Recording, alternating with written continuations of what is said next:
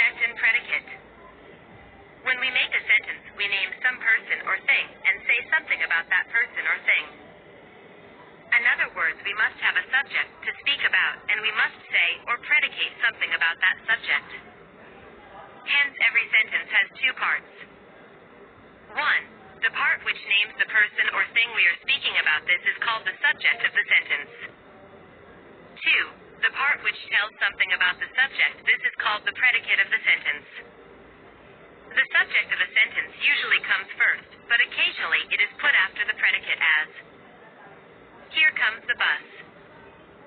Sweet are the uses of adversity. In imperative sentences, the subject is left out as, "Sit down." Here the subject you is understood. Thank him. Here too the subject you is understood. Examples. In the following sentences, separate the subject and the predicle. 1. The cackling of geese saved Rome.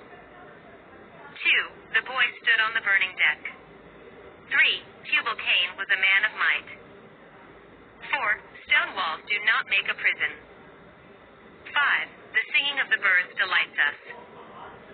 6. Miss Kitty was rude at the table one day. 7. He has a good memory.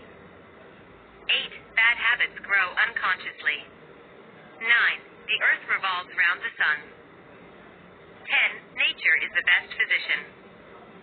11. Edison invented the phonograph. 12. The sea hath many thousand sands. 13. We cannot pump the ocean dry. 14. Borrowed garments never fit well.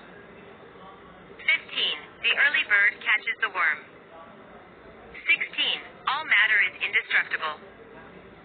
17. Islamabad is the capital of Pakistan. 18. We should profit by experience. 19. All roads lead to Rome. 20. A guilty conscience needs no excuse. 21. The beautiful rainbow soon faded away. 22. No man can serve two masters. 23. A sick room should be well aired. 24. The dewdrops glitter in the sunshine. 25. I shot an arrow into the air. 26. A barking sound the shepherd hears.